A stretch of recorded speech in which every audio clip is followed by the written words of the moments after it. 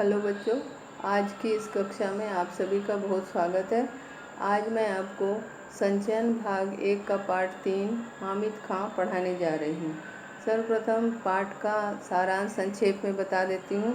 प्रस्तुत पाठ में धार्मिक सौहार्द की भावना को दर्शाया गया है। धार्मिक सौहार्द मतलब धर्म की दृष्टि से जो आपसी प्रेम भाईचारा है उसी को कहते हैं। लेखक 2 साल पहले तक्षशिला के खंडहर देखने गया था। वहाँ के कड़कड़ाती धूप में भूख प्यास से वह बेहाल हो गया था और करीब पौन मील चलकर वह एक गांव पहुँचा। यहाँ पे गलियों से भरा हुआ एक तंग बाजार था। वहाँ लंबे कद के किसी पठान को उसने मस्त चाल में चलते हुए देखा। उसने अचानक देखा कि एक दुकान पर चपातियाँ सेकी जा रही हैं। लेखक चपातियों की सौंधी खुशबू को सूंघकर दुकान की ओर मुड़ चला। वह दुकान के अंदर घुस गया। वहाँ वह अधेड़ उम्र का पठान अंगीठी के पास सिर झुकाए चपातियाँ बना रहा था। वह लेखक को घूर कर देखने लगा। लेखक ने धीमी आवाज़ में पूछा, खाने को कुछ मिलेगा? दुकान के आदमी ने बेंच की तरफ इशारा किया और कहा, बैठ जाओ, चपाती और सालन है। यहाँ चारपाई पर एक गंदे तकिए पर कोहनी टिकाए एक बूढ़ा व्यक्ति हुक्का पी रहा था। उस अधेड़ आदमी ने पूछा, भाईजान, आप कहाँ के रहने वाले हैं? लेखक ने बताया कि वह मालाबार का रहने वाला है। उस व्यक्ति ने शंका जाहिर की कि वह हिंदू होकर मुसलमानी होटल में खाना खाएगा। लेखक ने कहा हाँ, और फिर ये भी बताया कि हमारे यहाँ बढ़िया चाय पीना हो तो मुसलमानी होटल में हम लोग जाते हैं, बढ़िया चाय या पुलाव खाना हो तो मुसलमानी होटल में जाते हैं। वह आदमी लेखक की बात पर विश्वास नहीं कर पा रहा था। लेखक ने उसे बताया कि हमारे यहाँ हिंदू मुसलमान में कोई फ़र्क नहीं है, हम सब मिलजुल कर रहते हैं।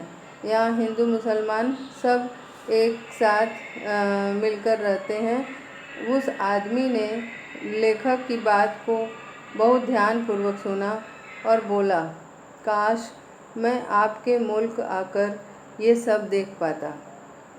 उस लेखक की बात पर पूरा भरोसा करके वह जो है व्यक्ति उस पर इतना उससे प्रभावित हो गया कि उसने जाते वक्त उससे भोजन के पैसे, खाने के पैसे नहीं लिए और कहा कि आप इस पैसे से अपने देश जाकर इन पैसों से आप वहीं पे खाना। और तभी से एक जो है उसके अंदर उस पठान के प्रति प्रेम का भाव, पठान के मन में भी इस व्यक्ति के प्रति प्रेम का भाव हो गया। आपस में दोनों की मित्रता हो गई और फिर अपने देश में जब चला आया तो 2 साल तक उसकी याद नहीं आई। तब तक अखबार में दंगे की खबर देख करके उसको अचानक उस पठान हामिद खां की याद आ गई और उसने अपने ईश्वर से मनाया कि ईश्वर करे हमारा हामिद खान सही सलामत हो और उसकी दुकान सही सलामत हो। ये है कहानी का सारांश। अब पाठ पढ़ते हैं। तक्षशिला, पाकिस्तान में आगजनी समाचार पत्र में यह खबर पढ़ते ही मुझे हामिद खां याद आ गया। मैंने भगवान से विनती की, हे भगवान, मेरे हामिद की दुकान को इस आगजनी से बचा लेना। अभी 2 साल ही तो बीते हैं जब मैं तक्षशिला के पौराणिक खंडहर देखने गया था। एक ओर कड़कड़ाती धूप, दूसरी ओर भूख और प्यास के मारे बुरा हाल हो रहा था। रेलवे स्टेशन से करीब पौन मील की दूरी पर बसे एक गांव की ओर निकल पड़ा। हस्तरेखाओं के समान फैली गलियों से भरा तंग बाजार, जहाँ कहीं नज़र पड़ी धुआं, मच्छर और गंदगी से भरी जगहें ही दिखाई दी। कहीं कहीं तो सड़े हुए चमड़े की बदबू से स्वागत किया। लंबे कद के पठान अपनी सहज अलमस्त चाल में चलते नजर आ रहे थे। लेखक कहता है कि तक्षशिला की आगजनी की खबर उसने समाचार पत्र में देखा और देखते ही उसे अपने हामिद खान की याद आ गई। वह ईश्वर से विनती करने लगा, प्रार्थना करने लगा कि हे भगवान, मेरे हामिद की दुकान को तुम इस आगजनी से बचा लेना। आगजनी यानी उग्रवादी यानी उपद्रवियों के द्वारा जो आग जलाए जाने वाली घटना होती है उसको आगजनी कहते हैं। तो उसने अपने ईश्वर से मनाया कि हे ईश्वर, हमारे हामिद की दुकान को तुम इस आगजनी से बचा लेना। अभी 2 साल ही तो हुए बीते थे जब मैं तक्षशिला की पौराणिक खंडहर देखने गया था। लेखक याद करता है 2 साल पिछले 2 साल की बातें, पुरानी बातें कह रहे हैं कि अभी 2 साल हुए मैं जब तक्षशिला गया था वहाँ की पौराणिक खंडहरों को देखने के लिए। पौराणिक यानी कि बहुत पुरानी, और खंडहर माने टूटे फूटे अंश, किसी मकान का किसी भवन का टूटा फूटा अंश खंडहर कहलाता है। भग्नावशेष बोलते हैं इसको दूसरे शब्दों में। तो कह रहे हैं कि अभी मैं 2 साल पहले ही तक्षशिला गया था वहाँ की पौराणिक खंडहर को देखने के लिए, वहाँ के बहुत पुराने भग्नावशेषों को देखने के लिए। और तब वहाँ एक और कड़कड़ाती धूप माने बड़ी तेज की धूप थी, और दूसरी ओर भूख और प्यास से इनका बुरा हाल था। यानी लेखक को भूख और प्यास बहुत तेज की लगी थी। रेलवे स्टेशन के करीब 1.25 मील की दूरी पर बसे एक गांव की ओर निकल पड़ा, और तब वे रेलवे स्टेशन के किनारे बसे हुए एक गांव की ओर चल पड़े। कहते हैं वो गांव हस्तरेखाओं के समान फैली गलियों से भरा हुआ था, तंग था। यानी हाथ में जैसे रेखाएं, पतली पतली अनेक रेखाएं होती हैं, वैसे उस जगह पर भी गलियां बहुत सारी थी। जैसे हाथ पूरी हस्तरेखा से भरी रहती है, वैसे उस जगह पूरी गलियां, पतली पतली गलियां थी, और तंग गलियां यानी कि बहुत ही पतली पतली गलियां थी। और कहते हैं कि जहाँ नज़र पड़ी, जहाँ भी उसकी नज़र पड़ी वहाँ उसे धुआं, मच्छर और गंदगी भरी जगह ही दिखाई दी। माने एक तो गलियाँ पतली, ऊपर से धुआं, मच्छर और गंदगी आदि दिखाई दी। कहीं कहीं तो उसे सड़े हुए चमड़े की बदबू बहुत बुरी तरह से लग रही थी। और जहाँ देखो, जहाँ नज़र दौड़ाओ, वहाँ लंबे कद के पठान अपनी अलमस्त चाल में, अलमस्त यानी कि पूरी मस्ती में चलते हुए वहाँ पे दिखाई दे रहे थे। यानी कि जिस गांव की ओर वह गया वहाँ पे गलियाँ बड़ी तंग थी, यानी बहुत पतली गलियाँ थी, और हस्त रेखाओं सी फैली थी, यानी कि हाथ की जैसी पतली रेखाएं पूरे हथेली को भरे रहती हैं, उसी प्रकार से पूरे गांव में पतली पतली गलियां थी। और दूसरी ओर उसमें धुआं, मच्छर और गंदगी का साम्राज्य फैला हुआ था। कहीं कहीं तो उसे चमड़े की बदबू बहुत बुरे ढंग से चमड़े की बदबू लग रही थी। और फिर वह सभी तरफ उसे लंबे कद के पठान अपनी अलमस्त चाल में, मतलब मस्ती भरे चाल में चलते हुए दिखाई दे रहे थे। चारों तरफ चक्कर लगा लिया पर अभी तक कोई होटल नज़र नहीं आया। मन में आया था इस गांव में होटल की ज़रूरत ही क्या होगी। अचानक एक दुकान नज़र आई जहां चपातियां सेकी जा रही थी। चपातियों की सौंधी महक से मेरा पाँव अपने आप उस दुकान की ओर मुड़ गए। अपने अनुभवों से मैंने जान लिया कि परदेश में मुस्कुराहट ही रक्षक और सहायक है। सो मुस्कुराते हुए मैं दुकान के अंदर घुस गया। लेखक कह रहे हैं कि चारों ओर चक्कर लगाने के बाद उसे कहीं कोई होटल नहीं दिखाई दिया, और मन ही मन उसने सोचा कि इस जगह पे होटल की ज़रूरत भी क्या है। यानी कि इतनी तंग गलियों से भरा हुआ ये गांव, जहाँ पे लोगों को होटल की ज़रूरत ही क्या हो सकती है। फिर अचानक उसकी निगाह एक दुकान पर पड़ी जहाँ पर चपातियाँ सेकी जा रही थी। चपातियों की सौंधी खुशबू से वह आकृष्ट हुआ और उसके पांव बरबसी उस दुकान की ओर चल पड़े। अपने अनुभवों से उसने सोचा कि जहाँ पे अपनी जान पहचान वाली जगह न हो, यानी परदेश में अगर मुस्कुराकर अपना काम निकालना हो तो आराम से हम निकाल सकते हैं। माने मुस्कुराहट ही रक्षक और सहायक है। यानी कि जहाँ हमें जानने वाले ना हो, वहाँ पे यदि हम इस हथकंडे को अपनाएं, यानी मुस्कुराकर यदि बात करें, तो लोग हमारे से अच्छे से व्यवहार करेंगे। सो उसने यह सोचकर उसने मुस्कुराते हुए दुकान में प्रवेश किया। जब उसने दुकान में प्रवेश किया तो उसने देखा कि उस दुकान में जो चपाती बना रहा था वह उसे घूर कर देख रहा है। एक अधेड़ उम्र का पठान अंगीठी के पास सिर झुकाए चपातियाँ बना रहा था। मैंने ज्यों ही दुकान में प्रवेश किया, वह अपनी हथेली पर रखे आटे को बेलना छोड़कर मेरी ओर घूर घूर कर देखने लगा। मैं उसकी तरफ देखकर मुस्कुरा दिया। फिर भी उसके चेहरे के हाव भाव में कोई परिवर्तन नहीं हुआ। एक बेपरवाही के साथ तीखी नज़र से मुझे निहारे जा रहा था।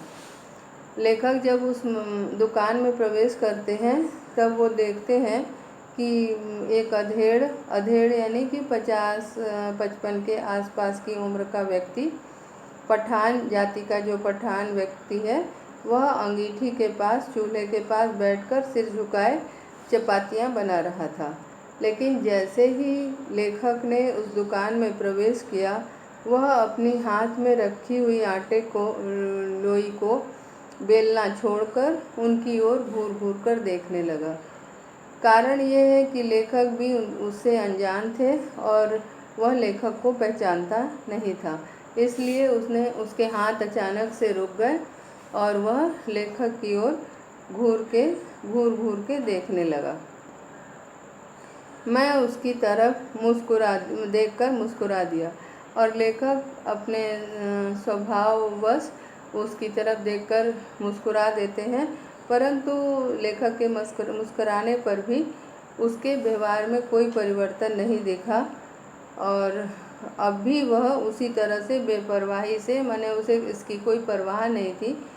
जैसे लग रहा था अनजान व्यक्ति होने के कारण उसकी परवाह किए बिना वह उसी तीखी नज़र से उसे देखे जा रहा था। लेखक को बड़ी तीखी नज़र से देखे जा रहा था। खाने को कुछ मिलेगा? मैंने धीमे से आवाज़ लगाई। लेखक ने फिर धीमे से कहा कि खाने को के लिए कुछ है? तो उस अधेड़ व्यक्ति ने जवाब दिया, चपाती और सालन है, वहाँ बैठ जाइए। उसने एक बेंच की तरफ इशारा करते हुए कहा। लेखक कहते हैं कि जब लेखक ने पूछा कि कुछ खाने को मिलेगा, तो उस व्यक्ति ने उससे इशारा करके कहा कि चपाती और सालन मिले है, और एक तरफ इशारा, बेंच की तरफ इशारा करते हुए उसने दिखाया। उसने कहा कि उधर आप बैठ जाइए। मैं बेंच पर बैठकर रुमाल से हवा करने लगा। मैंने दुकान के भीतर झांक कर देखा। बेतरतीबी से लिपा हुआ आंगन, धूल से सनी दीवारें, एक कोने में खाट पड़ी हुई थी जिस पर एक दढ़ियल बूढ़ा गंदे तकिए पर कोहनी टेके हुए हुक्का पी रहा था। हुक्के की गुड़गुड़ाहट में उसने अपने आप को ही नहीं बल्कि सारे जहान को भुला रखा था। लेखक कहते हैं कि जब वो बेंच पर बैठे तो वे रुमाल से हवा करने लगे, यानी कि गर्मी बहुत तेज़ थी और इस कारण वे गर्मी के से राहत के लिए अपनी रुमाल से ही हवा करने लगे। मैंने दुकान के भीतर झांक कर देखा और फिर बेंच पे बैठ के उन्होंने अपनी निगाह इधर उधर दौड़ाई तो देखा क्या कि बेतरतीबी से लिपा हुआ बेतरतीबी मतलब बिना किसी सलीके से, यानी कि बेढंगे रूप में लिपा हुआ मिट्टी से, जब ज़मीन को पानी से जब ज़मीन को चिकना करते हैं उसको लीपना कहते हैं। तो लेखक कह रहे हैं कि बेतरतीबी से लिपा हुआ, यानी कि बहुत सलीके से वो नहीं लिपा हुआ था, यानी बेपरवाही से काम की गई थी। तो बेतरतीबी से लिपा हुआ आंगन था और दीवारें जो है धूल से सनी हुई थी, गंदी दीवारें थी। एक कोने में एक खाट पड़ी हुई थी जिस पर एक दढ़ियल मतलब दाढ़ी वाला व्यक्ति, दढ़ियल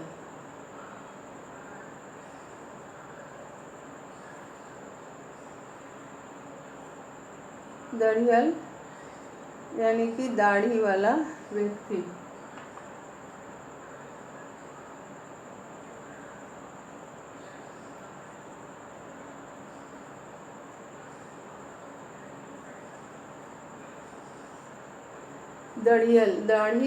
दढ़ियल में ईयल प्रत्यय लगा हुआ है, ईयल प्रत्यय लगा है दढ़ियल शब्द में, दाढ़ी शब्द है, ईयल प्रत्यय है। एक दढ़ियल बूढ़ा गंदे तकिए पर कोहनी टेके हुए हुक्का पी रहा है। जब लेखक ने अंदर अपनी निगाह दौड़ाई तो उसने देखा कि एक खाट पड़ी हुई है और उस खाट पे एक दाढ़ी वाला बूढ़ा व्यक्ति एक गंदी सी तकिया पे अपनी कोहनी को टिकाए हुए हुक्का पी रहा है। हुक्के की गुड़गुड़ाहट में उसने अपने आप को ही नहीं बल्कि सारे जहान को भुला दिया, यानी कि वह हुक्का पीने में इस प्रकार खोया हुआ है कि उसको कहीं किसी की चिंता नहीं है, किसी की खबर नहीं है, कौन आ रहा है कौन जा रहा है इसकी भी परवाह उसे नहीं है, वह उसी में खोया हुआ है। भाईजान, आप कहाँ के रहने वाले हैं? चपाती को अंगारों पर रखते हुए उस अधेड़ उम्र के पठान ने पूछा। मालाबार के, मैंने जवाब दिया। उसने यह नाम नहीं सुना था। आटे को हाथ में लेकर गोलाकार बनाते हुए पूछा, यह हिंदुस्तान में ही है ना? अब जब लेखक बैठ जाता है, इधर उधर निगाह दौड़ा रहा होता है, तभी वो अधेड़ जो व्यक्ति है जो रोटी बना रहा था, जो चपातियाँ बना रहा था, वो उससे पूछता है कि भाई आप कहाँ के रहने वाले हैं? तो उसने जवाब दिया कि, तो लेखक ने जवाब दिया मालाबार, यानी कि वह मालाबार का रहने वाला है। उस व्यक्ति ने, उस पठान व्यक्ति ने जो रोटियां सेक रहा था, उसने कभी पहले मालाबार शब्द का नाम, मालाबार की जगह का नाम नहीं सुना था। आश्चर्यचकित होकर के वह पूछता है कि यह भारत में ही है ना? और आटे को हाथ में गोलाकार बनाते हुए वह उससे अपनी जिज्ञासा पूरी करने के लिए, मतलब कौतूहल उसके अंदर जगी थी, उसको उसका उत्तर जानने के लिए वो कहता है कि ये जगह क्या भारत में ही है? हाँ, भारत के दक्षिणी छोर मद्रास के आगे। क्या आप हिंदू हैं? हाँ, एक हिंदू घर में जन्म लिया है। उसने एक फीकी मुस्कुराहट के साथ ही फिर पूछा, आप मुसलमानी होटल में खाना खाएंगे? अब लेखक से वह धीरे धीरे बात आगे बढ़ाता हुआ पूछता है कि आप हिंदू हैं? लेखक ने कहा कि हाँ, मैं हिंदू घर में मैंने जन्म लिया है। फिर लेखक से उसने पूछा कि आप हिंदू होकर मुसलमानी होटल में खाना खाएंगे? लेखक ने बिना किसी संकोच के तुरंत कहा, क्यों नहीं, क्योंकि हमारे यहाँ अगर बढ़िया चाय पीनी हो और बढ़िया पुलाव खाना हो तो लोग बेखटके मुसलमानी होटल में जाया करते हैं। लेखक ने कहा कि यदि हमारे यहाँ किसी को चाय पीनी हो या अच्छा पुलाव खाना हो तो लोग बेखटके यानी कि बिना संकोच, बेखटके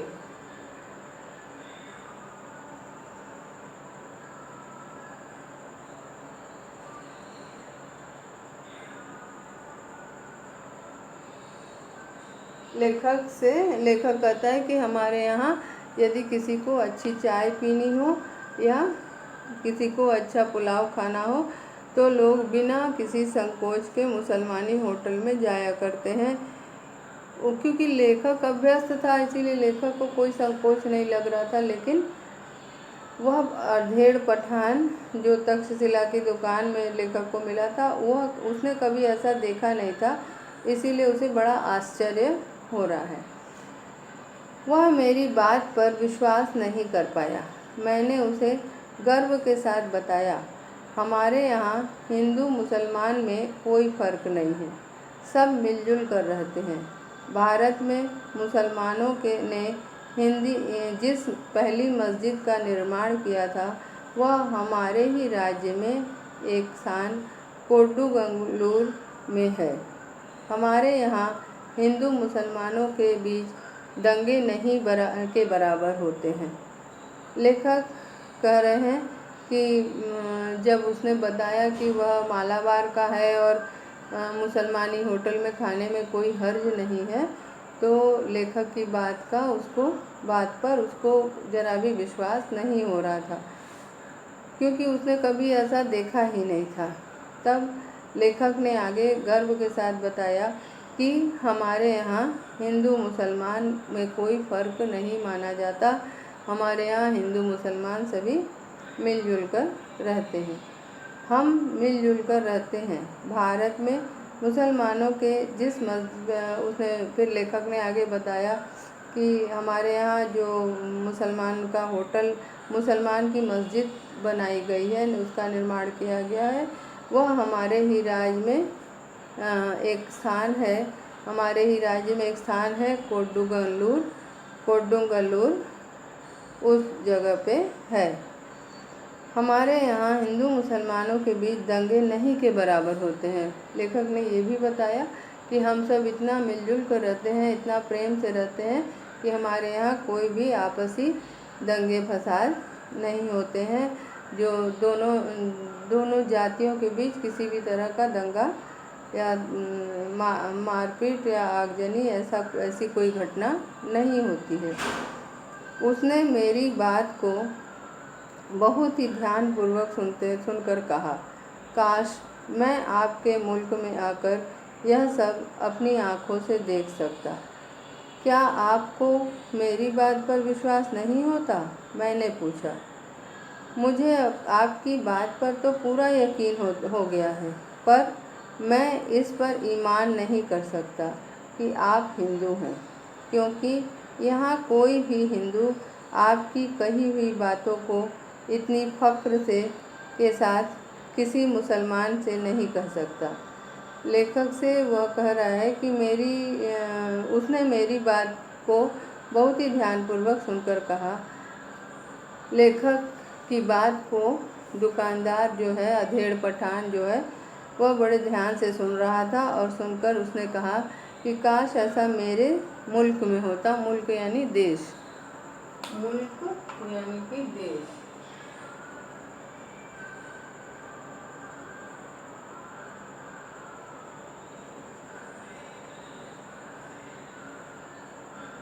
मुल्क यानी कि देश। कि लेखक कहते हैं कि वह कह रहा था कि काश ऐसा मेरे मुल्क में होता या आपके मुल्क में मैं आकर अपनी आँखों से देख सकता, क्योंकि लेखक की बात का उसको ज़रा भी विश्वास नहीं हो रहा था।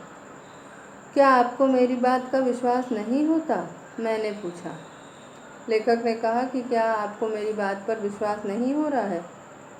तो उसके जवाब में उसने कहा कि मुझे आपकी बात पर तो पूरा यकीन हो गया है, पर मैं इस पर ईमान नहीं कर सकता। कह रहे हैं कि लेखक कह रहे हैं कि ईमान माने आस्था, आपकी बात का हमें भरोसा है, पर मैं पूरी तरह से विश्वास नहीं कर पा रहा हूँ, क्योंकि हमारे यहाँ कोई भी हिंदू आपकी कही हुई बातों का विश्वास नहीं करेगा। इतने फ़ख्र के साथ किसी मुसलमान से नहीं कह सकता। फ़ख्र माने गर्व, फ़ख्र यानी गर्व।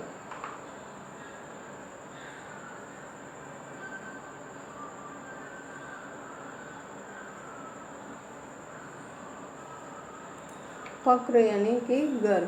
कह रहे हैं कि हमारे यहाँ कोई भी मुसलमान इस बात को किसी हिंदू के सामने इतने गर्व के साथ नहीं कह सकता, क्योंकि उसकी नज़र में हम आतताइयों की औलाद हैं। आतताई का अर्थ है अत्याचारी। आतताई का अर्थ है अत्याचारी। आतताई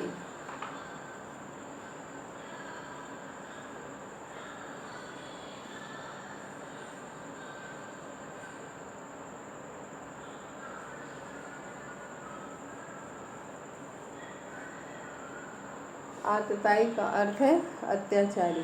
लेखक कह रहे हैं कि लेखक से दुकानदार कहता है कि हमारे यहाँ कोई भी मुस्लिम इतने हिंदू के सामने इस तरह से नहीं कह सकता, हिंदू आपकी तरह ऐसी बातें इतने फ़ख्र से नहीं कह सकता, क्योंकि किसी मुसलमान से, क्योंकि यहाँ पे उसकी नज़र में हम सब आतताइयों की औलादें हैं, यानी हम सब अत्याचारियों की संतान हैं। औलादें हैं यानी कि संतान हैं।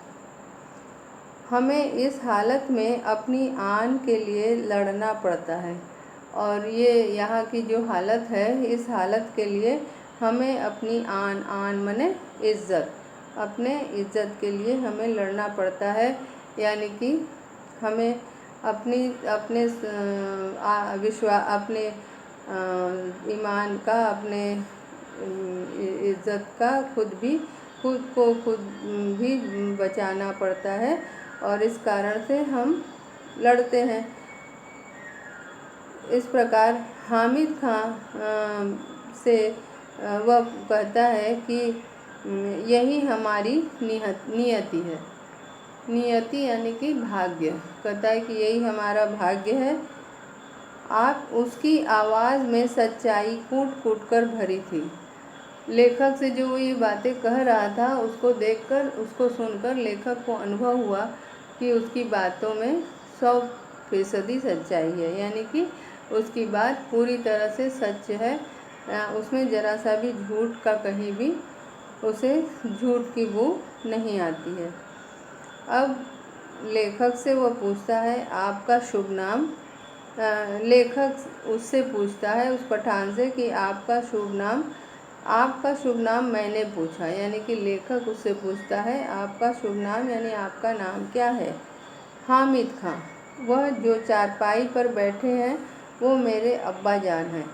अच्छा, आप 10 मिनट तक इंतज़ार कीजिए, सालन अभी पक रहा है। मैं इंतज़ार करने लगा। अब उस अधेड़ व्यक्ति ने उससे कहा कि मेरा नाम हामिद खां है, और सामने जो चारपाई पर बैठे हैं वो मेरे पिता हैं। अब्बा जान यानी कि मेरे पिता हैं। और उसने कहा कि आप थोड़ी देर तक इंतज़ार कीजिए, 10 मिनट तक इंतज़ार करिए, सालन यानी रस्सा अभी पक रहा है। और फिर लेखक ये सुनकर इंतज़ार करने लगा कि खाना तैयार होते ही उसे मिल जाएगा। अरे ओ अब्दुल, हामिद खां ने ज़ोर से आवाज़ लगाई। एक छोकरा दौड़ता हुआ आया तो आंगन में चटाई बिछाकर लाल मिर्च सुखा रहा था। लेखक कहते हैं कि एक लड़के को उसने आवाज़ दी, हामिद ने, अब्दुल जिसका नाम था, तो जैसे ही नाम लिया वह छोकरा यानी कि वह लड़का दौड़ते हुए आया, और वह उस समय आंगन में लाल मिर्च सुखवा रहा था। चटाई बिछी हुई थी जिस पे वह लाल मिर्च सुखा रहा था। अब लेखक कहते हैं कि भाईजान, यहाँ पे लेखक ये कहते हैं कि हामिद खां ने पश्तो भाषा में उसे कुछ आदेश दिया। वह दुकान के पिछवाड़े की तरफ भागा। अब जिस लड़के को उसने बुलाया था, वह लड़का जो है आता है, तो वहाँ की भाषा है पश्तो। तो पश्तो भाषा में उसने कुछ कहा और कहने के आदेश दिया, मतलब कुछ लाने के लिए या कुछ ऐसा कहा होगा। और उसके बाद जो है वह लड़का जो है भाग के पिछवाड़े की ओर मकान जो दुकान है उसके पीछे की ओर गया। भाईजान, जालिमों की इस दुनिया में शैतान भी लुक छिप कर चलता है। किसी पर धौंस जमाकर या मजबूर करके हम प्यार मोल नहीं ले सकते। आप ईमान के मोहब्बत से के नाते मेरे होटल में खाना खाने आए हैं। वह लेखक से कहने लगा कि ये दुनिया जालिमों की है, अत्याचारियों की है। यहाँ पर शैतान भी लुक छिप कर चलता है, शैतान भी छिपा कर चलता है और किसी पे हम धौंस जमाकर किसी के ज़बरदस्ती हम किसी से प्यार मोल नहीं ले सकते। आप मेरी दुकान में आए हैं तो आप मेरी दुकान में प्रेम मोहब्बत से ही आए हैं और तभी आपके अंदर प्रेम है, तभी आप खाना खाने आए हैं। शेष आगे की कक्षा में।